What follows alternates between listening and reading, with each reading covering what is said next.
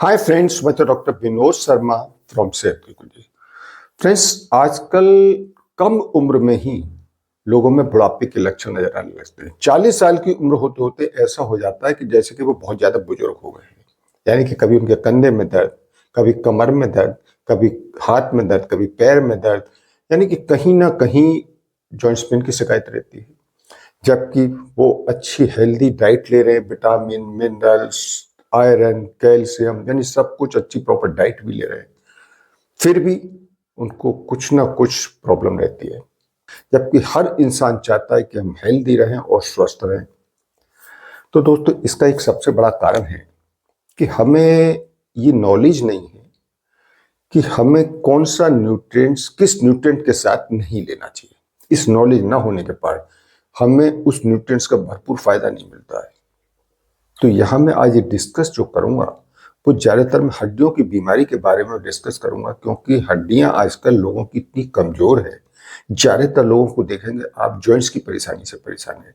किसी के हाथ में दर्द हो रहा है, किसी के जॉइंट्सों में दर्द हो रहा है, या कोई घुटने से परेशान है। यानी कि एक नॉर्मल, एक ऐसी आम बीमारी हो गई है, घर घर में लोग जॉइंट्स पेन से परेशान है।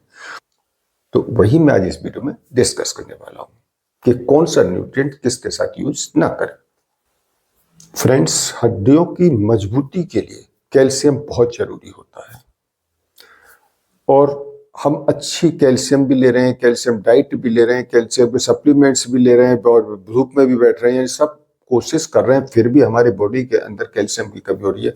तो इसका सबसे बड़ा कारण है कि आप कोई ऐसी डाइट ले रहे हैं जो कैल्शियम के एब्जॉर्प्शन यानी उसको एब्जॉर्ब करने में रुकावट डाल रही है। अब जब कैल्शियम आपकी बॉडी को नहीं मिलेगा तो हड्डियों से संबंधित बहुत सारी परेशानियां हो जाएंगी। और हड्डियां, आपको पता है कि हमारे शरीर में मजबूत होना बहुत जरूरी है, क्योंकि हड्डी एक तरह से हमारी बॉडी का ढांचा है। अगर ढांचा ही हमारा सही मजबूत नहीं होगा तो हमारा शरीर खड़ा कैसे होगा। इसके अलावा इन हड्डियों के अंदर ही बहुत से ऐसे नाजुक अंग हैं, जैसे हार्ट है, लंग्स हैं, ये सारे उसके अंदर सुरक्षित रखे रहते हैं। इसके अलावा इन बोन्स के अंदर आरबीसी बनती है, जो कि ब्लड को बनाने में हेल्प करती है। इसके अलावा भी आप देखेंगे तो बोन्स बहुत सारे जॉइंट से मिलकर बनती है, जिसके कारण, अब जॉइंट्स के कारण ही हमारा चलना फिरना, उठना बैठना, दौड़ना भागना, ये सारी एक्टिविटीज होती है। तो यानी कि अगर हमारी बोन्स अच्छी नहीं होंगी तो हमारी एक्टिविटीज यानी चलना फिरना, ये सब कुछ होना मुश्किल हो जाएगा। तो वो मैं आपको बताऊंगा कि वो कौन कौन सी चीजें हैं जो कैल्शियम के एब्जॉर्प्शन यानी कैल्शियम को एब्जॉर्प्शन, उसको अंदर सोखने में रुकावट डालती हैं। तो देखिए, एक तो सबसे पहली चीज है प्रोटीन। High protein. प्रोटीन हमारे शरीर को बहुत जरूरी है, लेकिन आप एक्सेस बहुत ज्यादा, बहुत से लोग सोचते हैं कि प्रोटीन ज्यादा लो तो हम बहुत अच्छे हेल्दी रहेंगे, तो लेकिन ज्यादा प्रोटीन भी हमारे अंदर कैल्शियम की कमी कर सकती है। तो हमें ऐसे फूड आइटम्स खाने चाहिए जिसमें कैल्शियम भी भरपूर हो और प्रोटीन भी भरपूर हो। तो ऐसे आइटम में डेयरी प्रोडक्ट्स वगैरह सबसे बेटर ऑप्शन है। इसके अलावा आयरन रिच डाइट भी कैल्शियम के एब्जॉर्प्शन में रुकावट डालती है।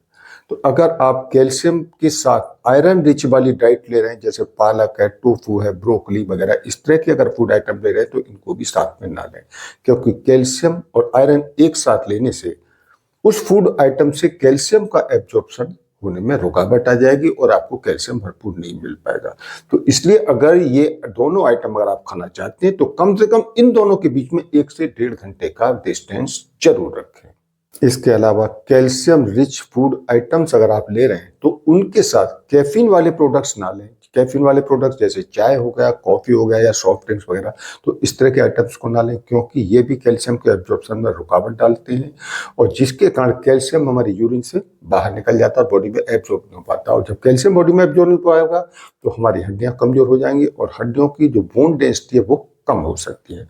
इसके अलावा ज्यादा नमक यानी सोडियम भी लेने से हमारी हड्डियां कमजोर हो जाती है और कैल्शियम की कमी हो जाती है। ज्यादा नमक वाले फूड आइटम्स हैं, जैसे चिप्स है, प्रोसेस्ड फूड है, फास्ट फूड वगैरह, तो इस तरह की चीजें जो है ये कैल्शियम के एब्जॉर्प्शन में रुकावट डालती है और कैल्शियम को यूरिन के जरिए बाहर निकाल देती है, जिससे हमारे शरीर को कैल्शियम नहीं मिल पाती और हड्डियां कमजोर हो जाती है और ऑस्टियोपोरोसिस आदि बीमारियों का रिस्क बढ़ जाता है। इसके अलावा बहुत सी ऐसी चीजें होती हैं जिनमें ऑक्सलेट ज्यादा होता है, जैसे काजू, बादाम, पालक, अरबी, चुकंदर, शकरकंद। तो ऐसी चीजें जिनमें ऑक्सलेट ज्यादा होता है, ऐसी चीजों को भी ज्यादा ना खाएं, बल्कि कम मात्रा में खाएं, क्योंकि ऑक्सलेट भी कैल्शियम के एब्जॉर्प्शन में रुकावट डालता है। जब आपका कैल्शियम का एब्जॉर्प्शन कम होगा तो आपके शरीर में हड्डियां कमजोर हो जाएंगी, और हड्डियां कमजोर हो जाएंगी तो आपको जॉइंट से रिलेटेड परेशानी हो सकती है, ऑस्टियोपोरोसिस आदि बीमारी का भी रिस्क बढ़ सकता है। इसके अलावा फाइटेट भी कैल्शियम के एब्जॉर्प्शन में रुकावट डालती है। जैसे बीन्स के अंदर फाइटेट भी होता है, कैल्शियम भी होता है, मैग्नीशियम, फाइबर और भी कई सारे न्यूट्रिएंट्स होते हैं।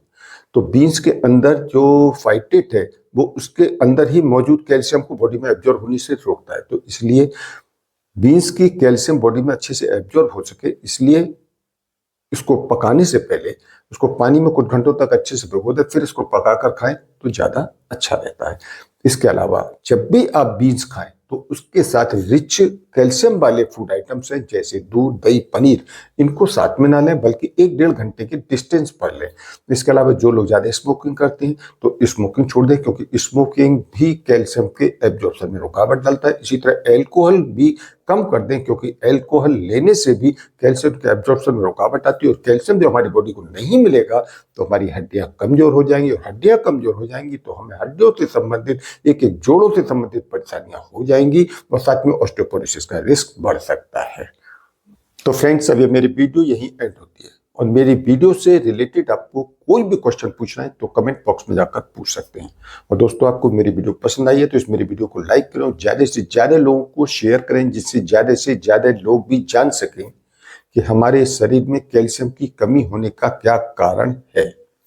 और फर्स्ट टाइम अगर आप मेरे इस चैनल पर आए तो मेरे इस चैनल को सब्सक्राइब करें, और जो बेल आइकन दिखाई दे रहा है इस बेल आइकन को क्लिक करें, जिससे मेरी आने वाली हर नई वीडियो का नोटिफिकेशन सबसे पहले आपको मिलता रहे।